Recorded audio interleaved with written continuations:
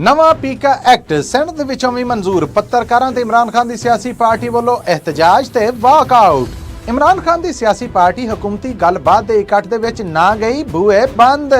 ਯੂਨਾਨ 'ਚ ਪਿਛਲੇ ਮਹੀਨੇ ਉਲਟਣ ਵਾਲੀ ਕਸ਼ਤੀ 'ਚ 40 ਮੌਤਾਂ ਦੇ ਜ਼ਿੰਮੇਦਾਰਾਂ ਦੇ ਵਿੱਚੋਂ FIA ਦੇ 13 ਹੋਰ ਮੁਲਾਜ਼ਮ ਮੁਅੱਤਲ ਕਰ ਦਿੱਤੇ ਗਏ। ਇਹ ਪੰਜਾਬੀ ਰੇਡੀਓ USA ਹੈ। ਲਹਿੰਦੇ ਪੰਜਾਬ ਦੀ ਇਸ ਅਪਡੇਟ ਪਾਕਿਸਤਾਨ ਦੇ ਨਾਲ ਮੈਂ ਹਾਂ ਮਸੂਦ ਮੱਲੀ, ਆਪ ਸਭ ਦੇ ਰੂਬਰੂ ਹਾਜ਼ਰ। ਮੇਰੇ ਵੱਲੋਂ ਸਭ ਸੁਣਨ ਔਰ ਦੇਖਣ ਵਾਲਿਆਂ ਨੂੰ ਬੜਾ ਪਿਆਰ ਭਰਿਆ, ਅਦਬ ਭਰਿਆ ਸਲਾਮ, ਆਦਾਬ ਔਰ ਦੋਵੇਂ ਹੱਥ ਜੋੜ ਕੇ ਸਤਿ ਸ੍ਰੀ ਅਕਾਲ। ਸਵਾਗਤ ਕਰਨੇ ਆ ਤੁਹਾਡਾ ਸਾਰਿਆਂ ਦਾ ਆਪਣੇ ਡਿਜੀਟਲ ਪਲੇਟਫਾਰਮ ਔਰ ਆਪਣੇ ਰੇਡੀਓ ਨੈਟਵਰਕ ਤੇ। ਅਪਡੇਟ ਪਾਕਿਸਤਾਨ ਅੱਜ ਜਨਾਬ ਪਾਕਿਸਤਾਨ ਦੇ ਵਿੱਚ 29 ਜਨਵਰੀ ਸਾਲ 2025 ਹੈ, ਜਦਕਿ ਅਮਰੀਕਾ 'ਚ 28 ਜਨਵਰੀ 2025 ਦੇ ਇਸ ਅਪਡੇਟ ਪਾਕਿਸਤਾਨ ਦੇ ਨਾਲ ਆਪ ਸਭ ਦੇ ਰੂਬਰੂ ਹਾਜ਼ਰ ਹਾਂ। ਪਿਛਲੇ 24 ਘੰਟਿਆਂ 'ਚ ਪਾਕਿਸਤਾਨ 'ਚ ਵਾਪਰੀਆਂ ਵੱਡੀਆਂ ਖਬਰਾਂ ਲੈ ਕੇ ਆਪ ਦੇ ਰੂਬਰੂ ਹਾਜ਼ਰ ਹਾਂ। ਸਭ ਤੋਂ ਵੱਡੀ ਖਬਰ ਜਿਹੜੀ ਪਾਕਿਸਤਾਨ ਦੇ ਨਾਲ ਜੁੜੀ ਹੈ ਉਹ ਹੈ ਪਾਕਿਸਤਾਨੀ ਸੈਨੇਟ ਦੇ ਵਿੱਚ ਹੋਣ ਵਾਲੀ ਕੱਲ੍ਹ ਵਾਲੀ ਕਾਰਵਾਈ। ਕੱਲ ਦੀ ਕਾਰਵਾਈ ਹੈ ਉਸ ਪੀਕਾ ਐਕਟ ਦੇ ਮੁਤਾਬਿਕ ਜਿਹਦੇ ਵਿੱਚ ਝੂਠੀ ਖਬਰ ਦੇਣ ਵਾਲੇ ਨੂੰ ਉਦਾਂ ਤੇ ਆਖਿਆ ਗਿਆ ਹੈ ਕਿ 3 ਸਾਲ ਕੈਦ ਬਾਮੁਸ਼ੱਕਤ ਦੇ ਨਾਲ 20 ਲੱਖ ਰੁਪਏ ਜੁਰਮਾਨਾ ਦਿੱਤਾ ਜਾਏਗਾ। ਆਖਿਆ ਜਾ ਰਿਹਾ ਹੈ ਕਿ ਇਸ ਐਕਟ ਨੂੰ ਲਾਗੂ ਕਰਨ ਦਾ ਔਰ ਕਾਨੂੰਨ ਬਣਾ ਕੇ ਇਹਨੂੰ ਨਾਫਜ਼ ਕਰਨ ਦਾ ਮਕਸਦ ਸਿਰਫ ਔਰ ਸਿਰਫ ਇਹ ਹੈ ਕਿ ਹੁਕੂਮਤ ਆਪਣੇ ਖਿਲਾਫ ਉੱਠਦੀਆਂ ਆਵਾਜ਼ਾਂ ਨੇ ਜਿਹੜੀਆਂ ਉਹਨਾਂ ਨੂੰ ਕਾਬੂ 'ਚ ਕਰ ਸਕੇ। ਕੱਲ ਜਦੋਂ ਇਹ ਬਿੱਲ ਪੇਸ਼ ਕੀਤਾ ਜਾ ਰਿਹਾ ਸੀਗਾ, ਇਸੇ ਮੌਕੇ ਦੇ ਉੱਤੇ ਡਿਜੀਟਲ ਪਾਕਿਸਤਾਨ ਬਿੱਲ ਆ ਜਿਹੜਾ ਉਹਦੀ ਵੀ ਮਨਜ਼ੂਰੀ ਹੋਈ। ਆਪੋਜੀਸ਼ਨ ਯਾਨੀ ਇਮਰਾਨ ਖਾਨ ਦੀ ਸਿਆਸੀ ਪਾਰਟੀ ਪਾਕਿਸਤਾਨ ਤਹਿਰੀਕ ਇਨਸਾਫ और खैबर पख्तूनख्वा तो दूजी सियासी पार्टी ANP ने बाकायदा वाकआउट किया।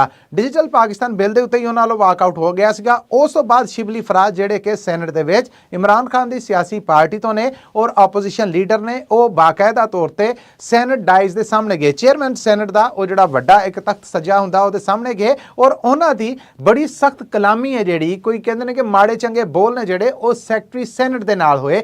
उस मौके जदों पीका एक्ट जिहड़ा ये बाकायदा उत्थे पेश किया गया।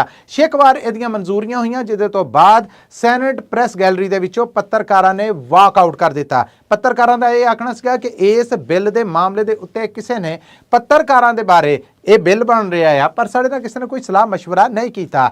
पाकिस्तान तो फैडरल मिनिस्टर ऑफ लॉ यानी कानून के फैडरल मिनिस्टर आजम नज़ीर तारण होना का आखना है कि इस मामले के उत्ते पिछले 3 सालों तो सलाह मशवरे चल रहे हैं। ये सलाह मशवरे किहदे नाल चल रहे थे इस बारे उन्होंने कुछ नहीं दसिया।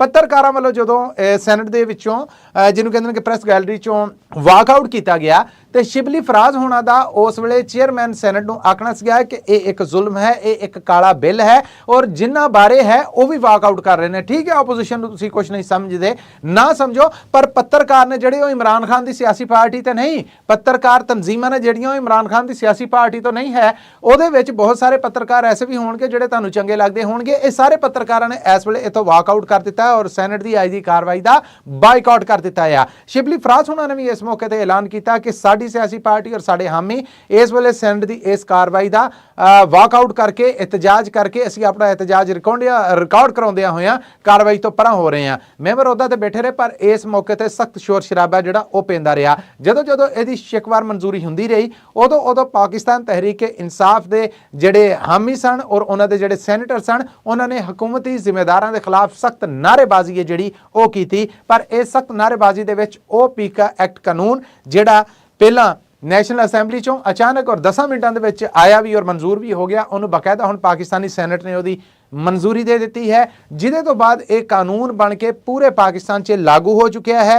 हुण कोई भी बंदा जिहदे बारे सरकार या कोई भी उठ के कहेगा कि इन्हें झूठी खबर दी या मेरे बारे इन्हें झूठ बोलिया है, सो उहदी फड़ हो सकेगी और उस फड़ दे विच अगर वो मुलजम करार दिता जाता यानी इल्ज़ाम तो बाद उहदे ते जुर्म साबित हो जाता, मुजरम हुंदा है, तो उन्होंने 3 साल कैद बामुशक्कत दे नाल 20 लाख रुपये जुर्माने या जुर्म अगर बहुता तगड़ा है तो उहदे ते दोवें सज़ावां इकट्ठियां दित्तियां जा सकदियां। सो ये जिहड़ा बिल है ये बाकायदा कल सैनट ने मंजूर कर लिया, जिहदे तो बाद ये हुण पाकिस्तान च पीका एक्ट कानून है जिहड़ा वो बन के लागू हो गया है।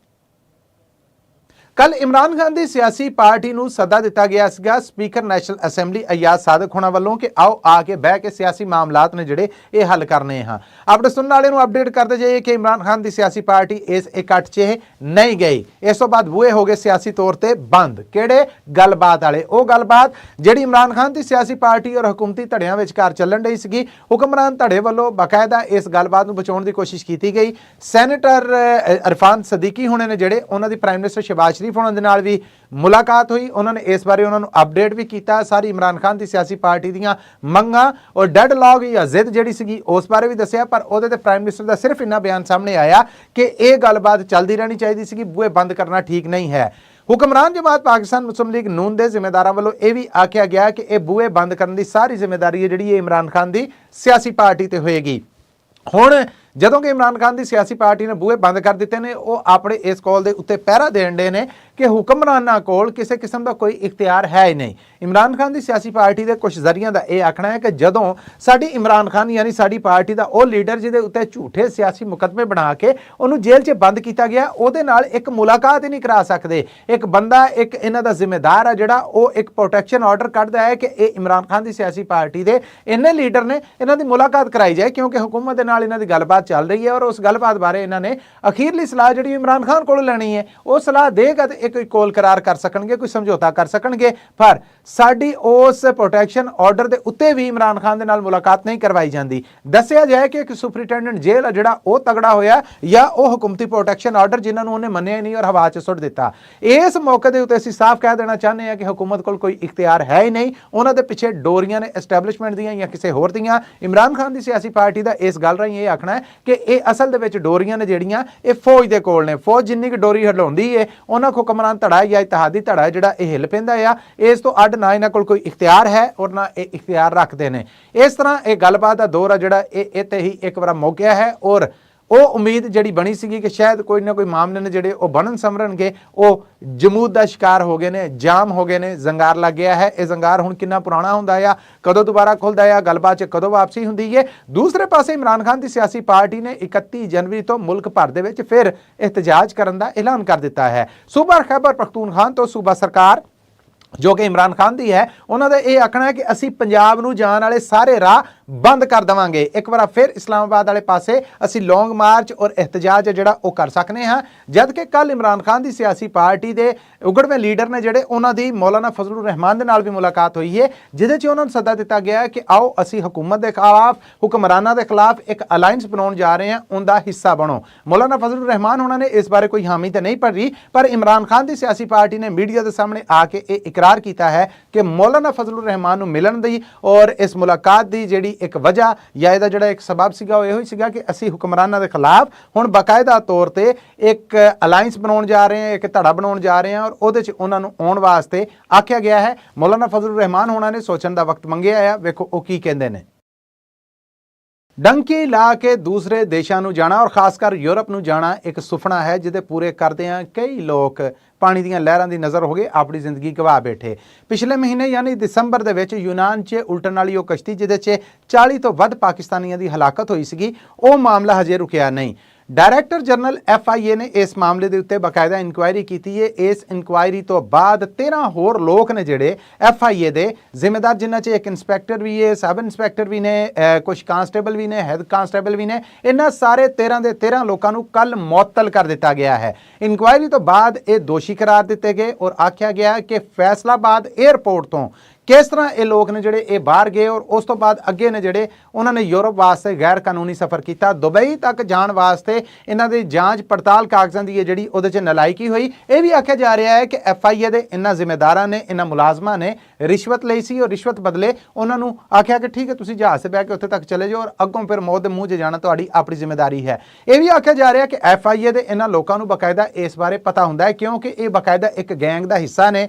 ਇਹ ਸਾਰੇ ਸਮਗਲਰ ਜਾਂ ਇਹ ਡੰਕੀ ਦੇ ਜਿਹੜੇ ਕਹਿਣਾ ਚਾਹੀਦਾ ਕਰਿੰਦੇ ਨੇ ਜਾਂ ਜਿਹੜੇ ਏਜੰਟ ਨੇ, ਉਹਨਾਂ ਨੇ ਬਾਕਾਇਦਾ ਇਹਨਾਂ ਦੇ ਨਾਲ ਮੰਥਲੀਆਂ ਜਾਂ ਬੰਦੇ ਦੇ ਹਿਸਾਬ ਦੇ ਨਾਲ ਪੈਸੇ ਮੁਕਾਏ ਹੁੰਦੇ ਨੇ ਕਿ ਫਲਾਂ 에ਅਰਪੋਰਟ ਤੋਂ ਤੁਸੀਂ ਬਹਿਣਾ ਆ। ਉਸ 에ਅਰਪੋਰਟ ਤੇ ਜੋ ਜਾਂਦੇ ਨੇ ਤੇ ਇਹ ਇਹਨਾਂ ਅਫਸਰਾਂ ਦੇ ਨਾਲ ਸਾਜ਼ਬਾਜ਼ ਦੇ ਤਹਿਤ ਉਹਨਾਂ ਦੀਆਂ ਮੁੱਠੀਆਂ ਗਰਮ ਕਰਦੇ ਨੇ ਔਰ ਇਦਾਂ ਮਾਵਾਂ ਦੇ ਲਾਲ ਮੌਤ ਦੇ ਮੂੰਹ 'ਚ ਚਲੇ ਜਾਂਦੇ ਨੇ। ਕੱਲ ਦੀ ਇਨਕੁਆਇਰੀ ਤੋਂ ਬਾਅਦ FIA ਦੇ ਜ਼ਿੰਮੇਦਾਰ ਜਿਨ੍ਹਾਂ ਦੇ ਸਿਰ ਇਹ ਸਾਰੇ ਮਾਮਲੇ ਆਏ ਨੇ ਮੁਅੱਤਲ ਹੋ ਗਏ ਨੇ, ਆਪਣੀਆਂ ਨੌਕਰੀਆਂ ਤੋਂ ਗਏ ਨੇ। ਉਹਨਾਂ ਦੀ ਕੁੱਲ ਗਿਣਤੀ 37 ਤੋਂ ਉੱਤੇ ਚਲੀ ਗਈ ਹੈ। 37 ਪਹਿਲੇ ਸਨ, 13 ਇਹ ਅਗਰ ਪਾ ਲਈਏ ਤੇ 50 ਦੇ ਲਾਗੇ ਚ ਆ ਗਏ। FIA ਦੇ ਇਹ ਲੋਕ ਨੇ ਜਿਹੜੇ ਇਹ ਸਾਰੇ ਸਸਪੈਂਡ ਹੋਏ ਔਰ ਇਹਨਾਂ ਸਾਰਿਆਂ ਦਾ ਤਾਲੁਕ ਆ ਜਿਹੜਾ ਉਹ ਫੈਸਲਾਬਾਦ ਦੇ ਨਾਲ ਦੱਸਿਆ ਜਾ ਰਿਹਾ ਹੈ। ਫੈਸਲਾਬਾਦ ਇੰਟਰਨੈਸ਼ਨਲ 에ਅਰਪੋਰਟ ਤੇ ਇਹਨਾਂ ਦੀ ਡਿਊਟੀ ਸੀਗੀ ਜਿੱਥੋਂ ਇਹ ਲੋਕ ਮੌਤ ਦੇ ਮੂੰਹ ਦੇ ਵਿੱਚ ਗਏ। ਸੋ ਤਾਜ਼ਾ ਖਬਰ ਇਹ ਹੈ ਕਿ FIA ਦੇ 13 ਹੋਰ ਲੋਕ ਨੇ ਜਿਹੜੇ ਉਹਨਾਂ ਨੂੰ ਮੁਅੱਤਲ ਕਰ ਦਿੱਤਾ ਗਿਆ ਆ। ਪਾਕਿਸਤਾਨ 'ਚ ਇਨਸਾਨੀ ਸਮਗਲਿੰਗ ਜਾਂ ਡੰਕੀ ਦਾ ਹਿੱਸਾ ਜਿਹੜੇ ਵੀ ਏਜੰਟ ਨੇ ਉਹਨਾਂ ਦੇ ਖਿਲਾਫ ਪਾਕਿਸਤਾਨੀ ਪ੍ਰਾਈਮ ਮਿਨਿਸਟਰ ਸ਼ਹਿਬਾਜ਼ ਸ਼ਰੀਫ ਹੋਣਾ ਨੇ ਸਖਤ ਕਾਰਵਾਈਆਂ ਔਰ ਤੇਜ਼ ਕਾਰਵਾਈਆਂ। ਸਖਤ ਕਾਰਵਾਈਆਂ ਦਾ ਮਤਲਬ ਇਹ ਨਹੀਂ ਕਿ ਗ੍ਰਿਫਤਾਰੀਆਂ ਕਰ ਲਓ ਔਰ ਸਖਤ ਕਾਨੂੰਨ ਬਣਿਆ ਪਰ ਸਜ਼ਾਵਾਂ ਹੀ ਨਾ ਲੱਭਣ। ਉਹਨਾਂ ਆਖਿਆ ਕਿ ਇੱਕ ਇੱਕ ਨੂੰ ਲੱਭ ਕੇ ਚੁਣ ਕੇ ਇਹਨਾਂ ਨੂੰ ਸਜ਼ਾਵਾਂ ਦਿੱਤੀਆਂ ਜਾਣ। ਕਰੋੜਾਂ ਰੁਪਈਆਂ ਦੀਆਂ ਜਾਇਦਾਦਾਂ ਔਰ ਉਹਨਾਂ ਦੇ ਬੈਂਕ ਬੈਲੈਂਸ ਨੇ ਜਿਹੜੇ ਉਹਨਾਂ ਉੱਤੇ ਸਰਕਾਰੀ ਕਬਜ਼ਾ ਕਰ ਲਿਆ ਗਿਆ ਆ। ਗ੍ਰਿਫਤਾਰੀਆਂ ਲਗਾਤਾਰ ਚੱਲ ਰਹੀਆਂ ਨੇ। ਗੁਜਰਾਤ, ਫੈਸਲਾਬਾਦ, ਗੁਜਰਾਂਵਾਲਾ ਇਹਨਾਂ ਸ਼ਹਿਰਾਂ ਦੇ ਵਿੱਚ ਛਾਪੇ ਮਾਰ ਕੇ ਗ੍ਰਿਫਤਾਰੀਆਂ ਦੀਆਂ ਖਬਰਾਂ ਵੀ ਸਾਹਮਣੇ ਆਉਣ ਡਈਆਂ ਨੇ ਉਹਨਾਂ ਏਜੰਟਾਂ ਦੀਆਂ ਜਿਹੜੇ ਇਹਨਾਂ ਮੌਤਾਂ ਦਾ ਕਹਿ ਲਵੋ ਕਿ ਜ਼ਿੰਮੇਦਾਰ ਜਿਨ੍ਹਾਂ ਨੂੰ ਠਹਿਰਾਇਆ ਜਾ ਰਿਹਾ ਜਿਨ੍ਹਾਂ ਨੇ ਇਹ ਲੋਕ ਪਾਕਿਸਤਾਨ ਤੋਂ ਕੱਢੇ ਔਰ ਨਾਲ ਹੀ FIA ਦੇ ਉਹ ਸਰਕਾਰੀ ਜ਼ਿੰਮੇਦਾਰ ਜਿਹੜੇ 에ਅਰਪੋਰਟ ਤੇ ਡਿਊਟੀ ਕਰਦੇ ਸਨ ਜਿਨ੍ਹਾਂ ਦੇ ਕਾਊਂਟਰ ਤੋਂ ਕਲੀਅਰੈਂਸ ਤੋਂ ਬਾਅਦ ਤੁਸੀਂ ਜਹਾਜ਼ ਦੇ ਟਰਮੀਨਲ ਤੱਕ ਜਾਂਦੇ ਜੇ ਉਹਨਾਂ ਦੇ ਵਿੱਚੋਂ 50 ਦੇ ਲਾਗੇ ਚਾਗੇ ਬਾਕਾਇਦਾ ਸਸਪੈਂਡ ਕਰ ਦਿੱਤੇ ਗਏ ਨੇ, ਮੁਅੱਤਲ ਕਰ ਦਿੱਤੇ ਗਏ ਨੇ, ਨੌਕਰੀਆਂ ਤੋਂ ਫਾਰਗ ਕਰ ਦਿੱਤੇ ਗਏ ਨੇ।